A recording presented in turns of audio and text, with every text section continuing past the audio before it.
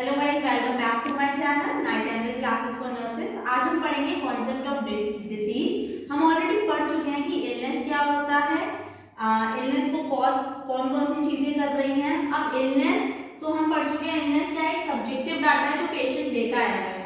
Disease क्या है, disease is a physiological और साइकोलॉजिकल डिसफंक्शन। अगर आपकी बॉडी में कोई फंक्शन मतलब जो नॉर्मल मैकेनिज्म है, जो नॉर्मल फंक्शन है, जो चल रहा है, अगर वो प्रॉपर्ली नहीं चलता है तो वो क्या कॉज करता है, डिसीज कॉज करता है। इट शुड बी एक्यूट और इट शुड बी क्रॉनिक। वो एक्यूट भी हो सकती है, वो क्रॉनिक भी हो सकती है। एक्यूट मतलब होती है शॉर्ट टाइम ऑफ पीरियड और क्रॉनिक होती है जो लॉन्ग टाइम ऑफ पीरियड चलती है।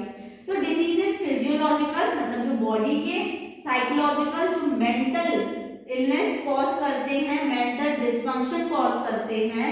और ये डाटा हमें कौन दे रहा है, पेशेंट बताता है, या फिर हम जांचों के द्वारा पता करते हैं कि जिस ऑर्गन में जो ऑर्गन अफेक्ट हो रहे हैं उनके अकॉर्डिंग हम उनकी जांचें डॉक्टर प्रिस्क्राइब करते हैं, वो करवाते हैं। नेक्स्ट हम इसके अंदर पढ़ते हैं disease a condition in which body function is impaired. इसमें क्या होता है, ये एक ऐसी कंडीशन है जिसके अंदर बॉडी क्या हो जाती है, फंक्शन क्या हो जाता है, बॉडी का इम्पेयर्ड हो जाता है। इम्पेयर्ड का मतलब होता है जैसे वो नॉर्मल कर रहा था उससे वैसा पहले की तरह नहीं फंक्शन करता। एक इंसान है, अगर उसके अंदर डिसीज हो जाती है तो वो चीजों को कॉन्सेंट्रेट नहीं कर पाता। हमें पता है जब वो चीजों को कॉन्सेंट्रेट नहीं कर सकता, हो सकता है इमोबाइल भी थोड़ी देर में हो जाए, मतलब उसे चलने का मन नहीं करे, वॉमिट आ रही है, तो वो ये सारी चीजें हमें देखने को मिलती है। अगर कोई फंक्शन डिसीज कॉज है ना, कोई भी अगर पेशेंट के अंदर कोई डिसीज है, एक हेल्दी पर्सन के अंदर अगर इलनेस प्रेजेंट है, अगर वो क्रॉनिक टाइम में जा रही है, वो एक ऑर्गन को अफेक्ट करेगी, एक ऑर्गन क्या हो जाएगा, प्रॉपर फंक्शन नहीं करेगा। अब जब वो प्रॉपर फंक्शन नहीं करेगा तो वो क्या देता है, मतलब साइन एंड सिम्टम्स भी दिखाता है, जिसकी वजह से हम क्या कर पाते हैं, डायग्नोस कर पाते हैं कि ये इस ऑर्गन में ये परेशानी है और ये चीज अफेक्ट हो रही है। इसके रिगार्डिंग हमें क्या लेना है, मैनेजमेंट लेना है और ट्रीटमेंट लेना है।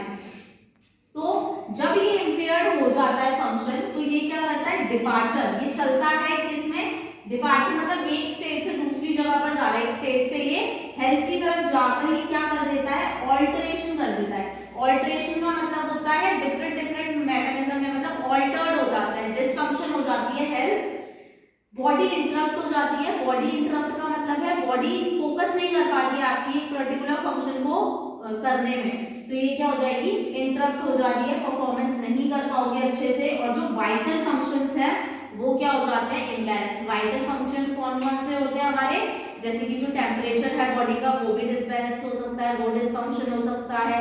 आपको ब्रीथिंग में प्रॉब्लम आ सकती है और प्लस आपको बॉडी एक्ट देखने को मिल सकता है, प्लस आपका ऑक्सीजन सैचुरेशन भी क्या हो सकता है, डिसफंक्शन हो सकता है। तो ये हमारा डिसीज के अंदर आता है। नेक्स्ट इसमें कुछ कॉन्सेप्ट हैं जो एक डिसीज क्या कर रही है, जैसे ग्रो हो रही है, तो उसके हमारे कॉन्सेप्ट है, तो अब हम उसके बारे में पढ़ेंगे। तो सबसे पहले क्या होता है, एक्सपोजर विदाउट इन्फेक्शन। कोई भी मतलब इसमें एक्सपोजर मतलब क्या हुआ, एक एक्सपोजर का इसमें मतलब है एक तरीके से प्रोड्यूस हो रही है वो चीज। तो क्या प्रोड्यूस होगा, अगर एक्सपोजर हो रहा है किसकी वजह से हो सकता है, इलनेस की वजह से। कोई माइक्रो ऑर्गेनिज्म, कोई बैक्टीरिया, वायरस ने क्या कॉज किया, आपके बॉडी के अंदर तो गया पर अभी उसने क्या नहीं शो किया, कोई भी इन्फेक्शन शो नहीं किया, मतलब आपको कोई भी चीज नहीं दिखाई दे रही है, बस उसने अपनी जगह बना लिया आपकी बॉडी के अंदर, मतलब आप एक्सपोजर में आ चुके हो। जैसे नॉर्मल जो कफ और ये होता है तो वो पहले क्या करता है, थोड़े दिन तक मतलब वो अपने आप को मल्टीप्लाई करता है, तो जस्ट सिर्फ एक तरीके से आपकी बॉडी में घुसना, वो क्या हो गया, एक्सपोजर, मतलब आप उसके कांटेक्ट में आ गए हो। कांटेक्ट में आना is the exposure of a disease. तो पर इसमें कोई भी इन्फेक्शन अभी नहीं होता, क्यों हो सकता है इन्फेक्शन, इसलिए भी ना हो अगर आपकी इम्यूनिटी अच्छी है, तो वो बैक्टीरिया माइक्रो ऑर्गेनिज्म लड़ रहे हैं आपकी उससे बॉडी से, तो वो अभी कोई इलनेस कॉज नहीं कर रहा। अगर एक्सपोजर ज्यादा हद तक हो चुका है, आपकी बॉडी वीक है, तो वो एक्सपोजर अगर हो जाता है तब भी वो इन्फेक्शन अभी कुछ टाइम लेगा, मतलब सिर्फ इसमें क्या हो रहा है, कांटेक्ट काम कर रहा है, एक तरीके से सिर्फ कांटेक्ट हो रहा है किसका, बैक्टीरिया और वायरस का, ठीक है, बोल सकते हैं माइक्रो ऑर्गेनिज्म और पैथोजेंस का, ठीक है। इसमें क्या होता है, सिर्फ कांटेक्ट होता है एक लिविंग बॉडी से। नेक्स्ट आता है इन्फेक्शन विदाउट क्लिनिकल इलनेस। अब आपको इन्फेक्शन हो गया, आपकी इम्यूनिटी फाइट नहीं कर पाई उस पैथोजन से, जिसकी वजह से क्या कॉज हो गया, इन्फेक्शन कॉज हो गया। इन्फेक्शन आपको कैसे पता चलेगा, आपकी बॉडी क्या होगी, डिसफंक्शन की तरफ जाएगी, जो अभी हमने क्या पढ़ा, डिसीज में पढ़ा, आपके बॉडी फंक्शंस इंपेयर्ड हो जाएंगे, फीवर आ सकता है, हेडेक हो सकता है, वॉमिटिंग फील हो सकती है। नेक्स्ट आपकी रेड जो मतलब फेस है व्हाइटिश दिखाई दे सकता है। तो ये कुछ ऑब्जेक्टिव और सब्जेक्टिव आपका डाटा कलेक्ट यहाँ पर होता है, जिससे हम पता करते हैं कि आपको क्या हो गया, इन्फेक्शन कॉज हो गया है। अब इसमें without clinical illness, clinical illness का मतलब है ऐसी कंडीशन जिसमें हम कोई इलनेस, क्लिनिकल इलनेस नहीं प्रेजेंट है, मतलब अभी हमने कुछ आइडेंटिफाई नहीं किया, नॉर्मल आपको क्या दिख रहा है, एक सीक्वेंस दिख रहा है कि ये ऐसे भी हो सकता है, ऐसे भी हो सकता है। हमने कोई क्लिनिकल इलनेस के लिए हमने कोई अभी कुछ किया नहीं है, मतलब बोल सकते हैं हमने कोई डायग्नोसिस नहीं कराया है, जैसे कोई लैब टेस्ट नहीं कराया है, डॉक्टर को दिखाया नहीं है, बस आपने कोई इन्फेक्शन कॉज हुआ, आपको उसके साइन एंड सिम्टम शो हो रहा है, पर अभी क्लिनिकल कोई भी इलनेस प्रेजेंट नहीं है, क्योंकि हमें आइडेंटिफाई नहीं हुई पर्टिकुलर डिसीज, मतलब एक ये पर्टिकुलर डिसीज नहीं शो कर रहा, अभी कोई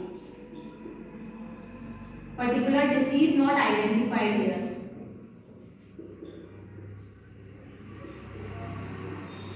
ठीक है ना, तो इसमें क्या है, एक्सपोजर हुआ, इसमें इन्फेक्शन एब्सेंट था, बट इसमें इन्फेक्शन हो गया, पर अभी हमारे पास कोई कंफर्मेटरी नहीं है कि यही इलनेस है मुझे। ठीक है ना, नेक्स्ट आता है माइल्ड। अब इन्फेक्शन हो गया, हमने कुछ जांचें करा ली और उस जांच से हमें पता चल गया कि मेरे को इस चीज में प्रॉब्लम है। मान लो कि आपका एचबी क्या है, हीमोग्लोबिन क्या है, कम है, लो है ना, हीमोग्लोबिन कम है, शुड बी माइल्ड इलनेस, ये आपको सही टाइम पे पता चल गई। तो माइल्ड इलनेस क्या है ना, बिल्कुल स्टार्टिंग है ये एक तरीके से, अगर ये हुआ इन्फेक्शन, मतलब एक्सपोजर में आया था, एक्सपोजर के बाद कुछ इन्फेक्शन हो रहे हैं, बॉडी में कुछ रैशेज, इचिंग ये सब देखने को मिल रही है, तो वो किस में जाती है, स्टार्टिंग फेज में चली जाती है, वो आपकी बॉडी में ऑल ऑल्टरेशंस लाने लगती है ना, अदर ऑल्टरेशंस भी देखने को मिलती हैं।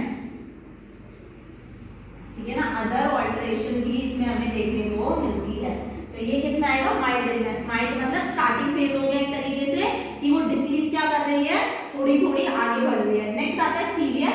माइल्ड, माइल्ड से अब कंडीशन अगर हमने यहाँ पर इसे प्रिवेंट नहीं किया, जो ऑल्टरेशन है मैंने इसके साइन और सिम्टम्स को यही नहीं रोका, तो ये किसमें चली जाती है, सीवियर कंडीशंस में पहुंच जाती है। सीवियर कंडीशन ले लेती है, एक्यूट था, माइल्ड इलनेस एक्यूट बोली जाती है, ये कम समय के लिए होती है, अगर मैंने इसे कम समय में ट्रीट नहीं किया तो ये लाइफ लॉन्ग चली जाती है, मींस ये क्रॉनिक स्टेज में चली जाती है। क्रॉनिक मतलब काफी लंबे समय तक ये अपने आप में डिसीज ऑकर कर लेती है, हमें इसे ठीक करने के लिए 1 से 1.5 महीना लग जाता है और ज्यादा भी लग सकता है।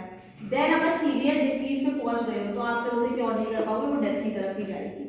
ठीक है ना, तो सीवियर अगर मैं माइल्ड पर रिहेबिलिटेशन केयर ले लूं, मेरे को जैसा करना है मैं वैसा कर लूं, तो वो सीवियर में नहीं जाएगा। सीवियर अगर इलनेस हो रही है तो क्या कॉज करेगी, डेथ कॉज करेगी। ये हमारे सारे किसके अंदर आते हैं, कॉन्सेप्ट ऑफ डिसीज के अंदर आते हैं।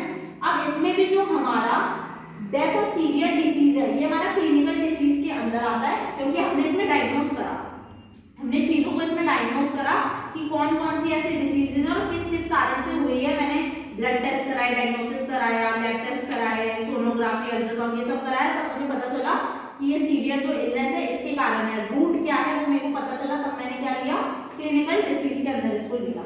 देन सब क्लिनिकल डिसीजेस क्या होती है, डिटेक्ट करने के बाद ये मैनेजमेंट के अंदर आ जाएगा, मतलब आप लोग को इसमें हॉस्पिटल जाना पड़ेगा ये मैनेजमेंट देने के लिए। यहाँ आपने आइडेंटिफाई करा, यहाँ आपको कहाँ जाना है, हॉस्पिटल में जाना है, ताकि आप क्या ले सके, इनके रिगार्डिंग ट्रीटमेंट ले सके, क्यूरेटिव, प्रोमोटिव और रिहैबिलिटेटिव केयर आप यहाँ पर ले सके। तो ये सारे हमारे आते हैं कॉन्सेप्ट ऑफ डिसीज के अंदर। आज मैंने कॉन्सेप्ट ऑफ डिसीज पढ़ाया, नेक्स्ट क्लास में हम फिर मिलेंगे। Thank you for watching. अगर आपको मेरी वीडियोस अच्छी लगे तो लाइक करें, कमेंट करें और उसे ज़्यादा से ज़्यादा शेयर करें।